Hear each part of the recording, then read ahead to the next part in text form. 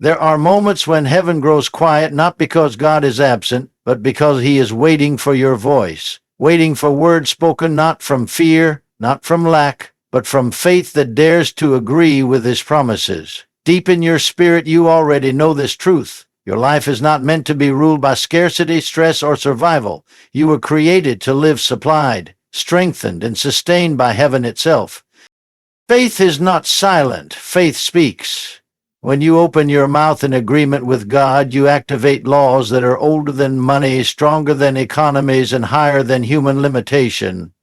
Angels move at the sound of faithful words, not emotional words, believing words, words that line up with what God has already said about provision, increase, and abundance. God's supply is not released by begging, it is released by believing. Heaven does not respond to desperation, it responds to decree. When you declare what God has promised, you give divine permission for supernatural provision to manifest in the natural. Your confession becomes a channel. Your words become containers, and suddenly resources begin to locate you instead of you chasing them. You are not speaking to convince God, you are speaking to align yourself. Faith-filled declarations silence doubt. Command lack to leave and open doors no human effort could ever force open. This is how peace replaces panic. This is how provision overtakes pressure. This is how divine supply flows on purpose, on time, and in abundance. So lift your voice, speak boldly, say what God says. Angels are listening, heaven is ready, and when faith speaks, God's supply responds. There is a sacred power released the moment faith finds its voice. Faith was never designed to live silently inside the heart. It was created to be spoken, declared, and released into the atmosphere. The unseen realm responds not to thoughts alone, but to words backed by belief. When faith speaks, it creates alignment between heaven and earth. God's promises are eternal, but they move through human cooperation. Your voice becomes the bridge where divine intention meets earthly reality. Every word spoken in faith carries spiritual authority, not because of who you are naturally, but because of who God is and what he has already established. Faith-filled speech is not wishful thinking. It is agreement with truth that already exists. The moment faith speaks, confusion loses its hold, fear begins to retreat, and order is restored. Heaven listens because faith speaks the language of God's covenant. It echoes what has already been written, promised, and secured. When faith speaks, it does not ask permission from circumstances. It commands them to change. The spiritual world recognizes faith instantly, and when it hears that sound, it responds with precision, purpose, and power already prepared. Faith speaks before evidence appears, not after it arrives. This is where many struggle because natural reasoning demands proof first. But faith operates on a higher system. It speaks because God has spoken. When you declare what God has promised, you are not trying to create truth, you are enforcing it. Heaven listens because faith agrees with heaven. Words spoken in faith are seeds planted into the unseen, and every seed carries the blueprint of its harvest. Angels respond to those words because they are sent to carry out what aligns with God's will. Faith-filled speech activates movement where stagnation once ruled. It breaks cycles that logic could never solve. It gives shape to hope and substance to expectation. When faith speaks, it interrupts delay and redirects outcomes. Doubt weakens when confronted by bold declaration. Fear loses its grip when faith announces its authority. Speaking faith is an act of trust that says God is faithful even when circumstances argue otherwise. Heaven listens attentively because faith never contradicts God's nature, character, or promise. When faith speaks, it releases spiritual laws that have always been in operation. Words are containers. They carry either limitation or liberty. Faith chooses liberty. What you consistently speak trains your spirit to expect what God has promised rather than what the world predicts. Faith-filled words establish boundaries in the unseen, defining what is permitted to stay and what must leave. Lack cannot remain where faith declares supply. Confusion cannot dominate where faith speaks clarity. Faith doesn't deny reality, it declares a higher one. Heaven listens because faith honors divine order. God responds to faith not as a reward, but as a response to alignment. When your words line up with His word, power flows naturally. Faith speaking is not about volume, emotion, or repetition. It is about conviction. Quiet faith spoken with confidence carries more weight than loud words spoken with uncertainty. Heaven recognizes authority rooted in trust. Each declaration becomes an instruction that sets things in motion beyond what the natural eye can see or measure. Faith speaking also reshapes the one who speaks it. As faith leaves your mouth, it strengthens your inner man and reprograms how you see yourself and your future. You begin to hear yourself agreeing with God instead of rehearsing defeat. This inner alignment produces peace even before change becomes visible. Heaven listens because faith carries rest, not strain. Faith refuses panic and replaces it with assurance. When you speak faith, you declare who God is in the middle of pressure. That declaration changes how you respond, how you decide, and how you wait. Faith-filled speech keeps your heart anchored while life is shifting. It prevents emotional reactions from overriding spiritual truth. Heaven listens because faith remains steady under pressure. It trusts timing without forcing outcomes. Faith doesn't rush God, it trusts Him. Every spoken word of faith reinforces patience, endurance, and confidence. That divine supply, direction, and breakthrough are already in motion. When faith speaks consistently, it builds an atmosphere where miracles are natural rather than rare. The environment around you begins to change because words shape atmospheres. Faith-filled speech invites peace, expectation, and divine order into everyday life. Heaven listens because faith sustains agreement over time. One declaration is powerful, but a lifestyle of speaking faith establishes permanence. Faith speaking daily guards the heart against discouragement and disappointment. It keeps the soul aligned when answers seem delayed. Heaven listens because faith refuses to retreat. It stands firm, unwavering, and confident in God's integrity. Faith speaking does not demand immediate results. It trusts inevitable ones. Every word spoken in faith is recorded in the unseen, contributing to outcomes already assigned. Faith doesn't grow weary of speaking because it understands that God is always working, even when silence surrounds the promise. Heaven listens attentively to faith because faith never questions God's ability, only waits confidently for His manifestation. There is a divine order to how heaven releases provision, and it has never been controlled by panic, pressure, or desperation. God's supply moves in response to agreement. Agreement with His nature, His promises, and His word. Fear speaks a different language, one that heaven does not authorize. Fear focuses on lack, delay, and uncertainty, but agreement focuses on what God has already established. When a heart aligns with God, it creates a channel through which provision can flow without resistance. Agreement is not pretending problems don't exist. It is choosing to side with truth instead of symptoms. God does not respond to anxious striving or emotional urgency. He responds to faith that rests in what He has already said. Fear fractures trust and narrows expectation, but agreement expands capacity. When you agree with God, you stop fighting for provision and start receiving it. Supply is not forced open by effort, it is unlocked by alignment. Agreement positions you under divine flow, where provision comes with peace rather than pressure. Heaven recognizes agreement instantly because it mirrors God's own intent and releases what was already prepared. Fear disrupts the flow of supply by shifting focus from God's faithfulness to human limitation. When fear dominates, decisions are made from survival instead of trust. This creates resistance, not because God withdraws, but because the heart closes itself to receiving. Fear magnifies obstacles and minimizes promises. Agreement does the opposite. It magnifies God and shrinks the problem. God's supply does not follow emotional intensity. It follows spiritual alignment. When you agree with God, you declare that His word has final authority over your situation. This agreement quiets the soul and stabilizes expectation. Fear rushes, agreement rests. Fear demands immediate proof. Agreement trusts divine timing. God's supply flows best where there is peace, because peace reflects confidence in His care. Agreement creates an inner posture of openness, allowing provision to arrive without distortion. When fear is silenced, clarity returns, and clarity allows you to recognize opportunities, direction, and provision that fear would have caused you to overlook or dismiss.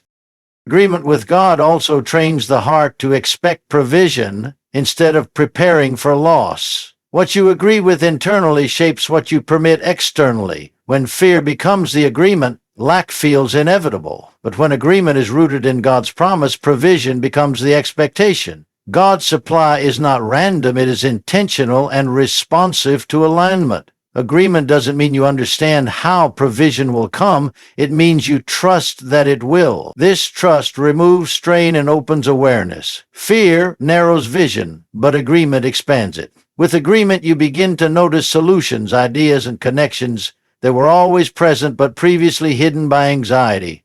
God's supply often arrives through channels that require discernment and patience. Fear blocks both. Agreement sharpens spiritual sensitivity and steadies decision-making. When you agree with God, you stop rehearsing worst-case scenarios and start declaring covenant truth. This declaration strengthens the spirit and calms the mind, allowing supply to flow without interruption or resistance.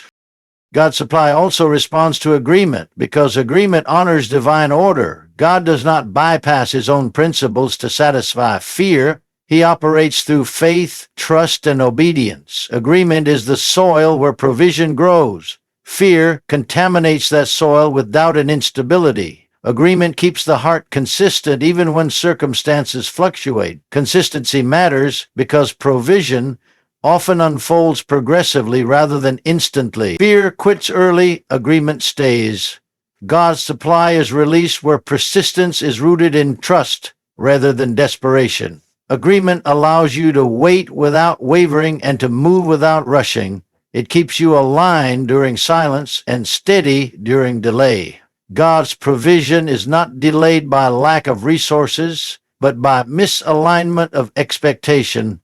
Agreement restores alignment and allows timing to unfold naturally. When fear is removed, obedience becomes easier, generosity becomes natural, and stewardship becomes wise. These are all environments where God's supply increases and multiplies without strain.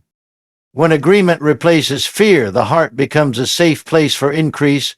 God entrusts more where there is stability, gratitude, and trust. Fear mishandles provision because it believes scarcity is always approaching. Agreement manages provision with confidence because it trusts God as the source.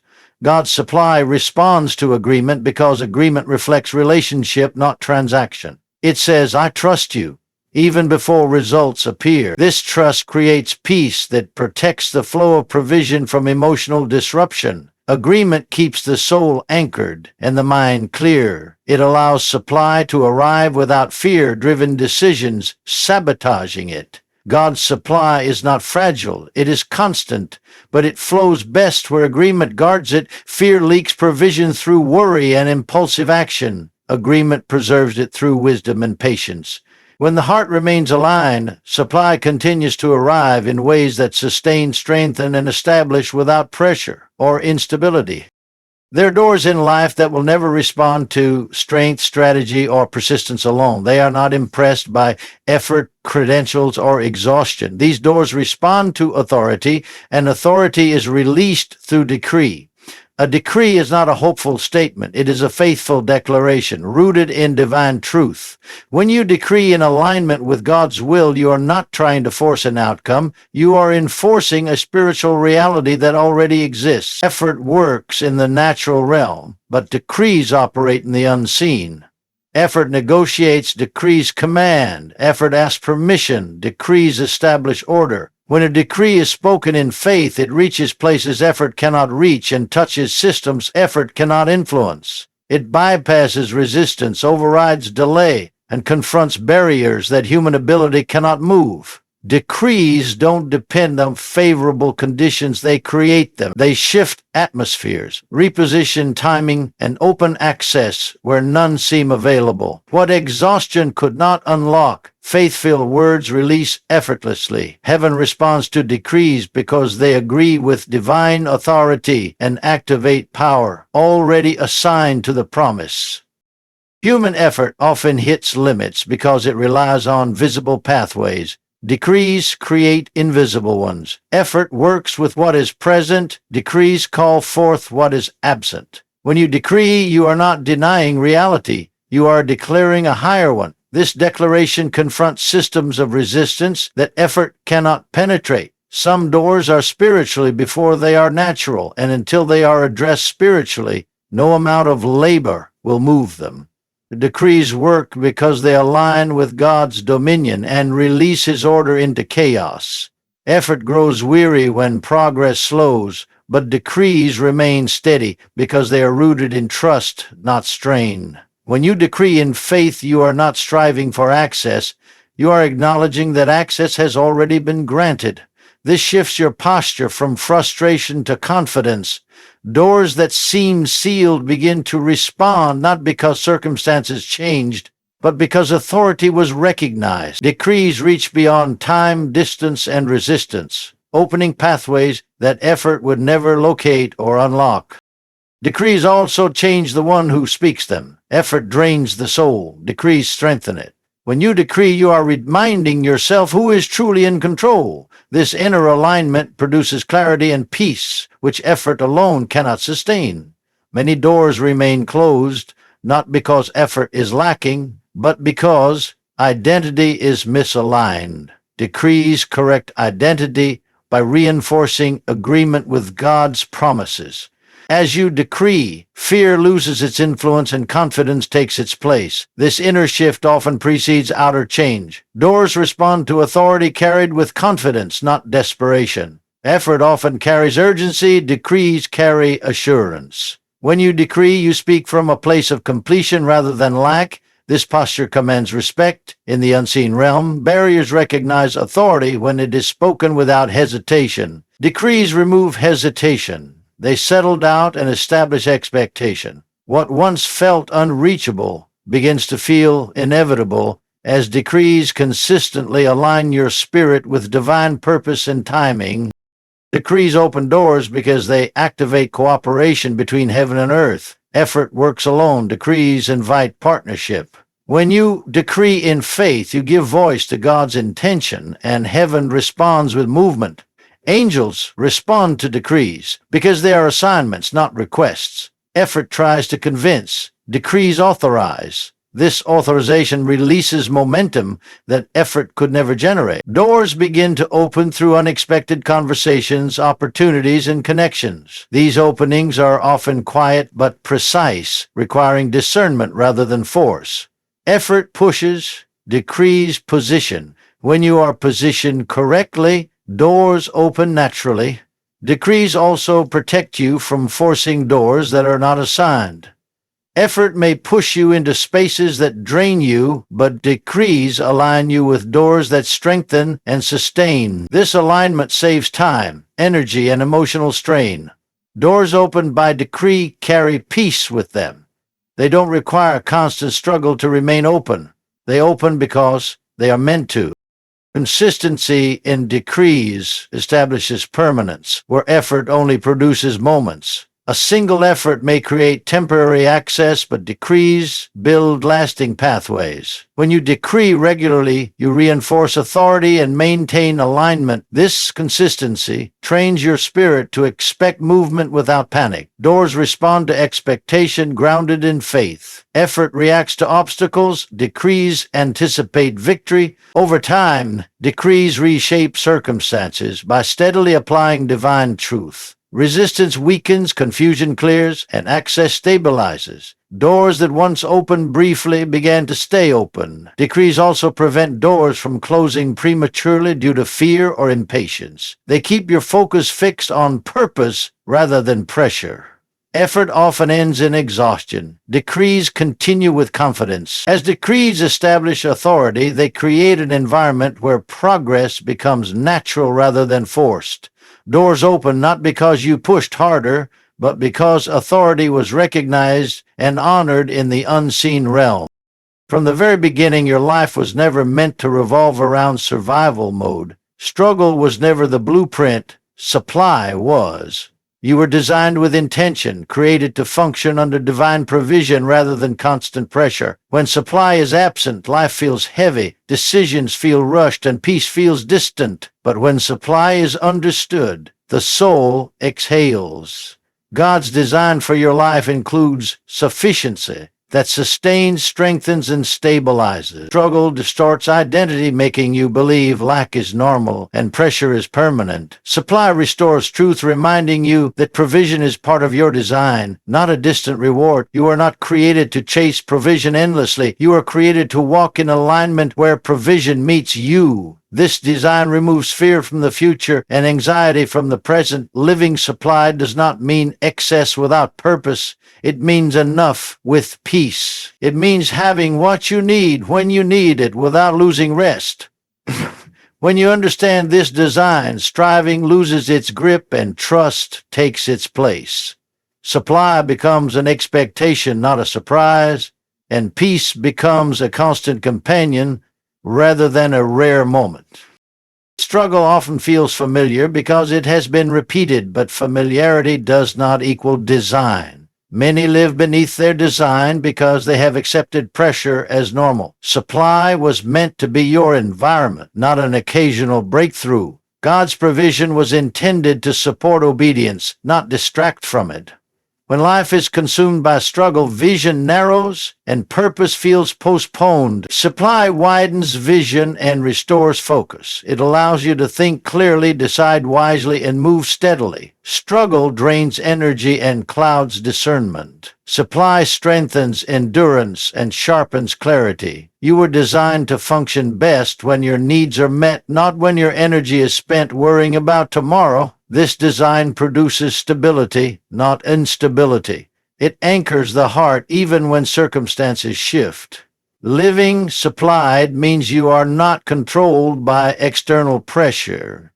It means your confidence is rooted in trust rather than income, timing, or outcomes. Supply creates margin in the soul where gratitude can grow and generosity can flow naturally without fear of loss or collapse.